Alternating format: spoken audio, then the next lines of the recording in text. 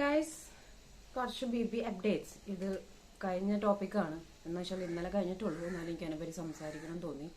3 ടോപ്പിക്കാണ് regarding to Anu itself. ഒന്നാമത്തെ കാര്യം, ഷാനവാസ് ഇന്നലെ ഗിസേലിനോടൊക്കെ സംസാരിക്കുന്നുണ്ടായിരുന്നു അനുവായിട്ടുള്ള മീറ്റപ്പ് എങ്ങനെയായിരുന്നു എന്ന്. ഷോസിൽ വെച്ചായിരുന്നു. ആ സമയത്ത് 2 പ്രാവശ്യം കരച്ചിലുണ്ടായിരുന്നു. സോ ആൾക്ക് ഒരു കരച്ചിൽ മോൾ എന്നുള്ളൊരു പേരുണ്ട്. കാരണം അത് പെട്ടെന്ന് സെൻസിറ്റീവ് ആയതുകൊണ്ട് മാത്രം കരയുന്നു എന്ന് വിചാരിക്കരുത്. കരച്ചിൽ ഒരു വീക്ക്നെസ് ആയിട്ട് കൊണ്ട് നടക്കുന്നവരുണ്ട്. നമുക്കത് ആ ഒരു സിറ്റുവേഷൻസും കരയുന്ന കാര്യങ്ങളൊക്കെ കാണുമ്പോൾ നമുക്ക് മനസ്സിലാവും.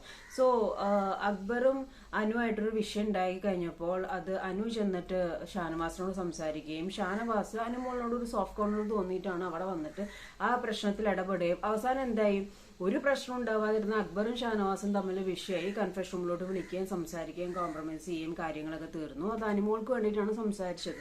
നോർമലി നമുക്ക് വേണ്ടിയിട്ട് ഒരാൾ സംസാരിക്കുമ്പോൾ, നമ്മുടെ പ്രശ്നത്തിലോട്ട് ഒരാൾ ഇടപെടുമ്പോൾ ഒരു ബേസിക് മാനേഴ്സ് എന്നുള്ള രീതിയിൽ താങ്ക് യു ചേട്ടാ, ആർ യു ഓക്കെ, ഞാൻ കാരണമല്ലേ വിഷയം വന്നേ, അങ്ങനെ ഒരു സംസാരമോ സമാധാനിപ്പിക്കലോ എന്തെങ്കിലും ഉണ്ടാവും. ഇത് ഷാനവാസിന് കിട്ടിയില്ല.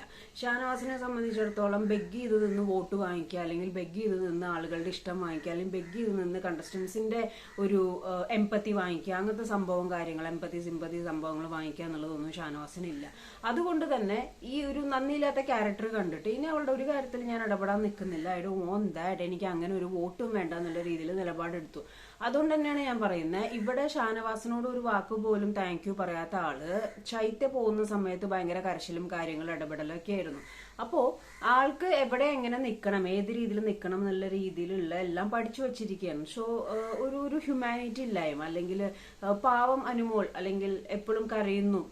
കരച്ചിലെന്ന് പറയുന്നത് കരയണം, അത് അനീഷ് പറഞ്ഞ മാതിരി എല്ലായിടത്തും കയറി കരയരുത്. കരയേണ്ട സമയത്ത് മാത്രമേ കരയാവൂ.